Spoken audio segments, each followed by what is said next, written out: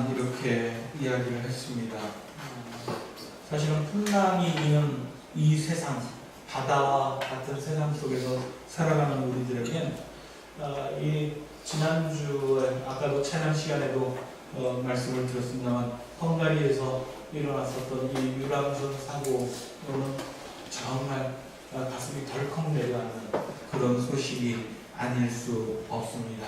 먼저 이 사고를 당해서 슬픔에 잠겨있는 모든 이들, 특히 생사를 확인하지 못하고 지금도 애타는 마음으로 찾고 있는 이들에게 주님의 위로와 은총을 기도합니다.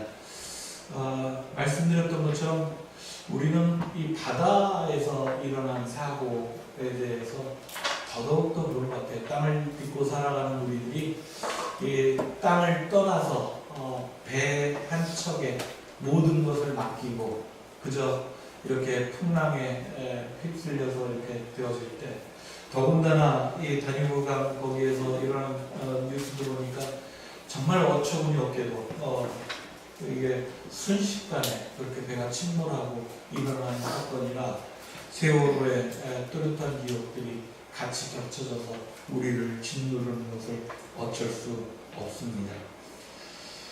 이럴 때 우리는 그저 기도할 수밖에 없지요. 어찌 그 사고를 당한 그 가족들, 부모 또는 자녀들의 그 마음을 우리가 알 수 있겠습니까? 아까 불렀던 찬송 그 누가 나의 괴로 말며 472장 찬송도 그래서 그냥 번뜩 그 뉴스 보면서 제 머릿속에서 떠올랐습니다. 아무리 저분들의 가슴 아픈 것을 내가 헤아려 보려고 하도 그 누가 진짜 그 당사자의 괴로움을 알고 슬픔을 알 수 있을까?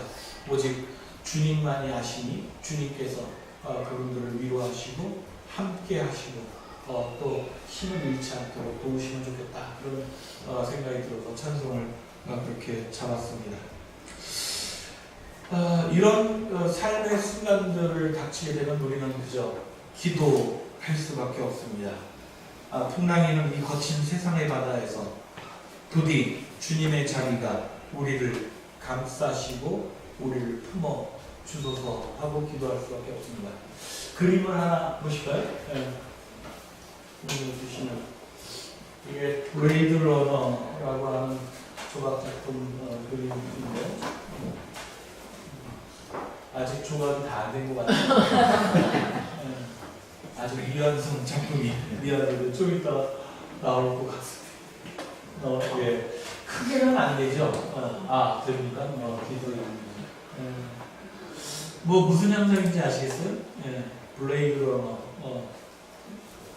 우리 아까 임명훈 집사님 통역도 해주신다고 했는데 블레이드 러너 무슨 뜻인가요? 면도날이 있어서 천장을 써가지고. 예. 그러니까 칼날 위를 달리는 사람? 영어 자체를 그냥 그대로 해석을 하면 블레이드 러너. 뭐 동명의 영화도 있다고 그렇게 했습니다. 그 영화하고는 상관이 없는 그런 작품입니다. 면도칼 위에 정말 위태롭게 서 있는 한 소녀입니다. 조각상 위에 있는 소녀이고요. 좀 크게 해서 사실은 저 조각 작품을 보면 얼굴은 뭐라고 그럴까 무념무상 모든 것 이 칼날 위에 서 있는 작품인데 하늘을 향해서 그저 두 손을 벌리고 있는 그런 표정이에요. 어찌 보면 서슬퍼런 삶의 이 세상 속에서 칼날 위에 살아가는 우리들의 인생이 그저 할 수 있는 것은 하늘을 향해서 두 팔을 벌리고 신의 가호가 우리의 삶을 지켜주고 하는 그런 묵직한 침묵의 기도 소리가 들리는 것 같은 그런 작품입니다. 요새 우리들의 세상, 우리들의 삶을 보면 바로 이런 소녀의 기도가 곧 우리들의 기도가 아닐까 싶습니다. 오늘 우리는 이 소녀의 기도와 같은 그런 삶의 현장을 성서복음 마태복음 8장에서 접하게 되어집니다. 오늘 본문은 주님을 따라 나선 이들이 겪게 되는 시련을 우리에게 암시해주고 있습니다. 첫 번째 구절 23절에 예수께서 배에 오르시자 제자들도 따라 그 단어 하나하나가 가지고 있는 저 의미들은 우리들에게 뭔가 암시적인 아주 특별한 의미들을 전달해 주려고 굉장히 애를 쓰고 있습니다. 주께서 배에 오르시니 제자들도 따라 올랐습니다. 주께서 예루살렘에 들어가시니 제자들도 따라 들어갔습니다. 주께서 이제 사람을 낳는 어부가 되게 하리라 나를 따라오너라 하니 주를 따랐습니다.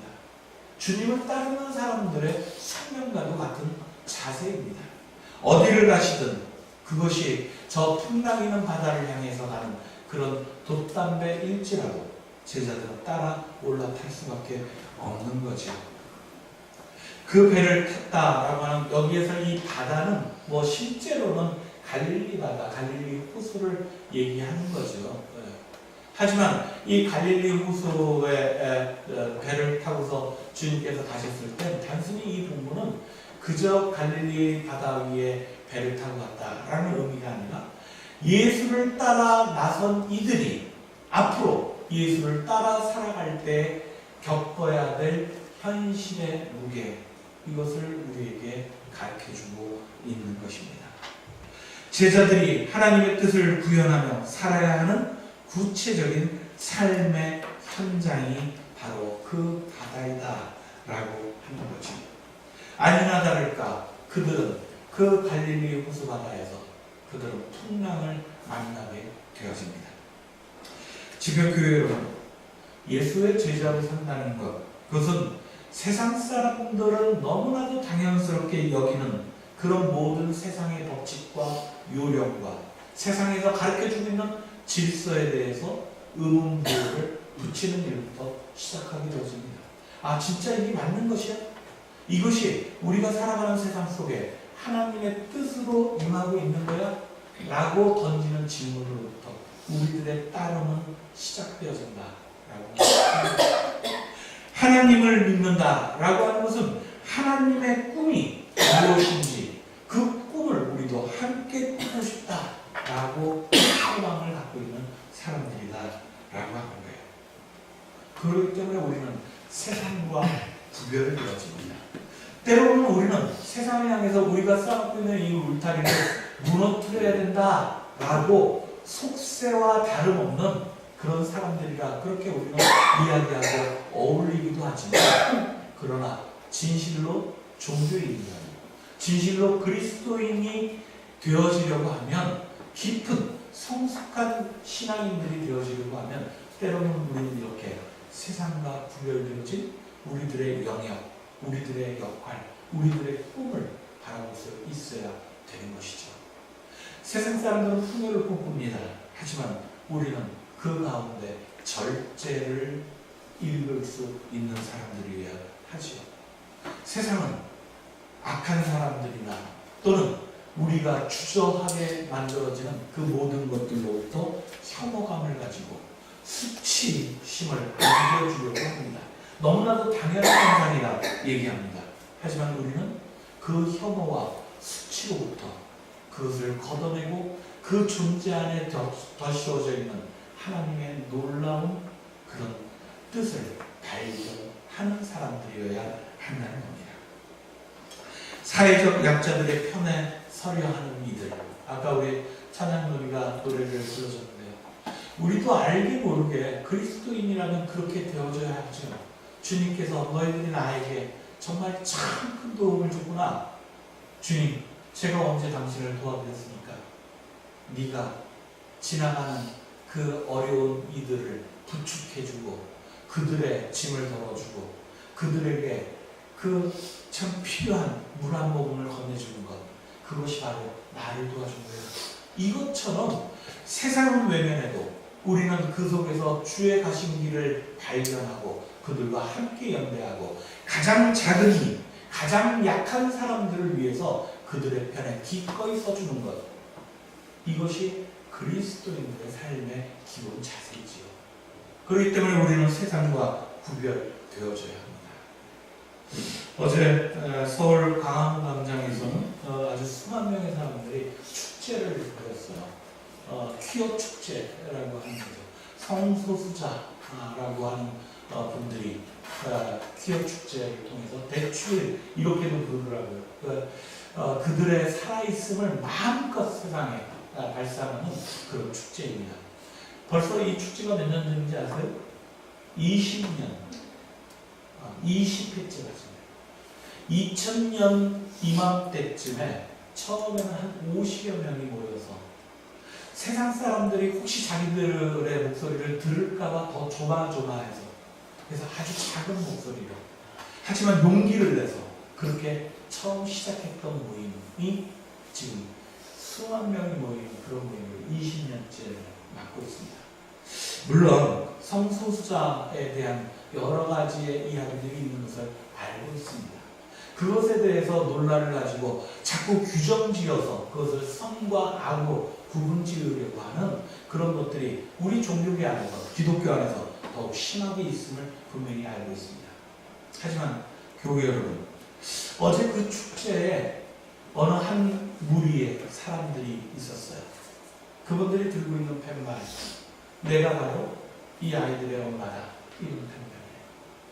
성소수자 자녀들을 둔 엄마들이 몇 년 전부터 그 축제에 참여하기 시작했습니다. 그리고 축제를 참여하면서 어제는, 그리고 나서 그분들이 프리허그를 해주시는 거예요.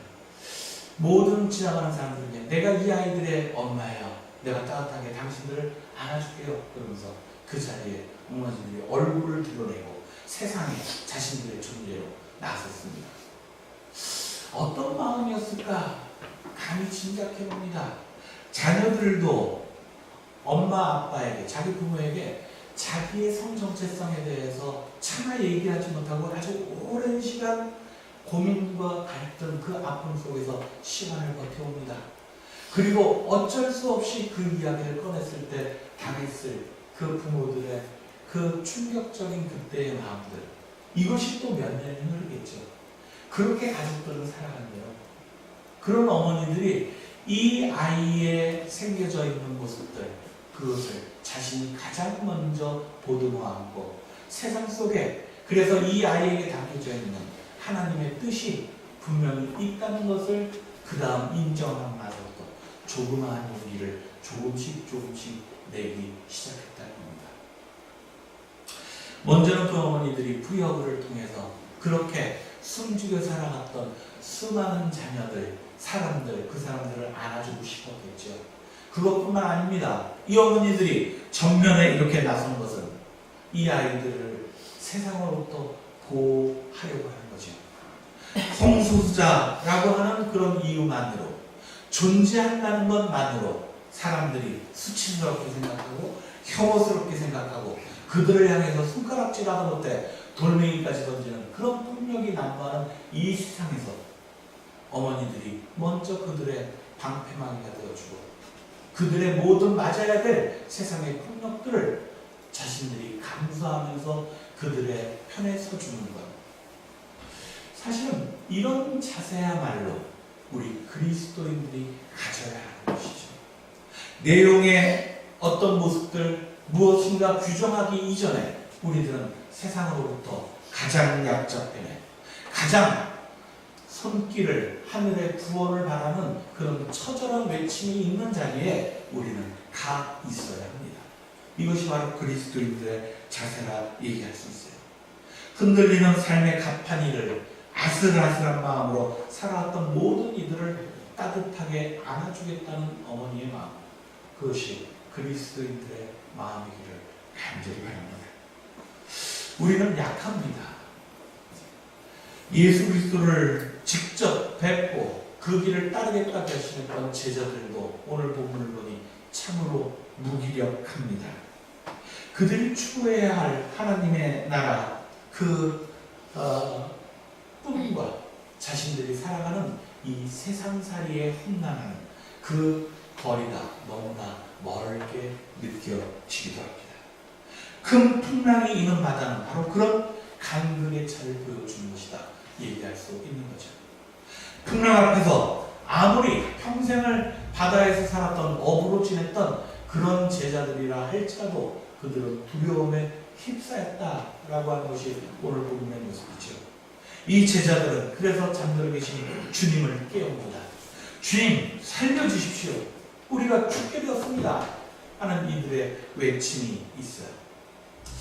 교회 여러분, 때론 이 믿는다라고 하는 것이 우리들의 약함을 인정하는 거에서부터 조금 더 한 발 더 앞으로 나아가는 거죠. 그렇다면 내가 풍랑을 맞섰을 때 거기에 겁없이 나서서 그 풍랑을 이겨보겠다고 그렇게 무모한 발걸음을 갖기보다는 내 안에 있는 주님을 일깨워내는 것. 그래서 주님 살려주십시오 하고 외치는 이 정직한 외침이 사실은 더 먼저여야 할 때가 있습니다. 그래서 우리의 믿음에 자만하지 말고 우리들의 겸손함으로 주님을 의지하는 그런 우리들의 자세가 우리들에게 요구되어진다라고 할 수 있다는 거죠. 잠에서 깨어난 주님이 먼저 제자들에게 얘기했습니다. 아까 윤 집사님이 연극 대사처럼 이렇게 더 실감나게 이렇게 봉독해 주시자니 감사합니다. 주님께서 만약에 이 부분을 말씀하셨을 때 우리가 이걸 대본이라고 생각하면 어떻게 하셨을까 하게 되면 우리가 이 착시 현상인데요. 주님 살려주십시오. 우리가 죽게 되었습니다. 하고 부을 주시니까 예수님께서 그들에게 그렇게도 믿음이 없느냐? 왜 그렇게 겁이 많으냐? 하시며 바람과 바다를 꾸짖자. 이렇게 되었으니까 마치 주님께서 제자들도 꾸짖었을 것 같아요. 저라도 꾸짖는다 뭐 이런 개념보다 한참 잘 자고 있는데 깨운 거잖아. 호들갑 떨면서. 그러니까 막 잠결에 일어나서 막 화도 나죠. 그러면 야 이놈들아 뭐 겨우 여기까지 파도 보고서 그냥 놀래가지고 막 호들갑을 떠냐? 이러면서 큰 소리로 하셨을 것도 같아요. 근데 뭐 그럴 수도 있겠지만 그래도 그렇게 믿음이 약하고 여린 그런 마음으로 있는 제자들의 모습을 보면서 마치 아까 말씀드렸던 그런 엄마의 마음에는 조금 더 다른 편이지 않을까 하는 생각도 듭니다. 아이고 깜짝 놀랐겠구나. 아이고 그래 미안해. 너희들만 이렇게 남겨두고 내가 그냥 아무 생각 없이 잠들어 있었구나. 아이고 하지만 잘 봐. 이게 그렇게 겁낼 일이 아니야. 어쩌면 이랬을지도 모르겠다. 그런 생각이 듭니다. 어쨌든 주님이 꾸짖었던 대상은 제자들이 아니라 바람과 바다입니다. 이 바다를 향해서 잠잠하라 하고 꾸짖었다라고 하는 거예요. 우리가 예수님께서 이 바람과 바다를 꾸짖기 위해서 일어나셨다라고 할 때 이 일어나다라는 것이 헬라어로는 에게이로라고 그렇게 얘기합니다. 일어나다라는 우리나라 단어만 봐도 이것은 어떤 행동을 계시하기 위해서 취하는 자세 이렇게 되어져 있거든요. 일어난다라는 것은 일어나서 이제 뭔가 하려는 거죠. 그러니까 뭔가 행동을 취하기 위해서 하는 것 이렇게 되어져 있습니다. 하지만 이 에게이로라고 하는 단어는 때로는 부활이라고 하는 단어하고도 같은 의미로 쓰여집니다. 오늘 부활절 마지막 주일이라고 그랬습니다. 다음 주부터 성령주일이죠. 교회 여러분, 부활이라고 하는 것이 우리 안에서 일어나려면 어떻게 일어나야 될까? 저는 에게이로의 자세여야 한다고 봅니다.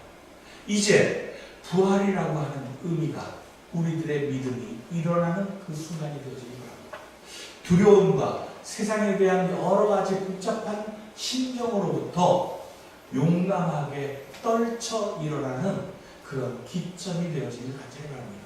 그것이 부활인 것이죠.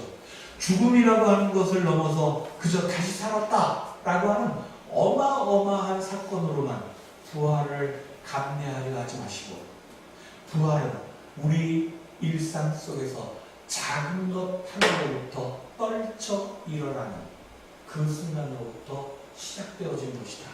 이것이 우리들의 믿음이기를 간절히 바랍니다. 인생이라는 파도 위를 우리는 주님과 함께 살아갑니다.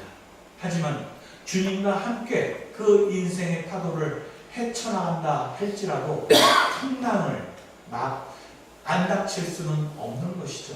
바람과 풍랑은 우리들의 인생에 언제나 닥쳐오는 자연 현상입니다. 아니, 어쩌면 예수가 가는 그 길을 따라가는 사람들에겐 더 잦은 풍랑과 더 거친 파도, 바람이 우리들의 삶을 핥힐지도 모릅니다.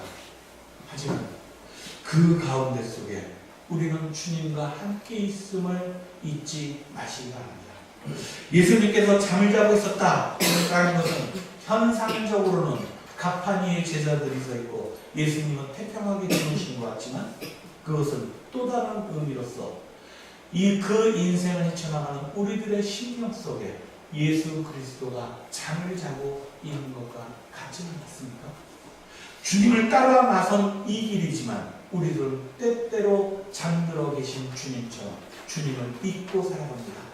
이 배 위에 우리의 인생의 삶의 무기 위에 주님이 함께 동행하고 있음을 우리가 믿지 않고 있다고 하는 거예요. 그래서 우리는 흔들림을 두려워합니다. 풍랑이 일어나는 것이 곧 내 인생을 온통 휩싸여버리고 바닷속으로 침몰시키고 하던 두려움에 살아가는 것을 합니다.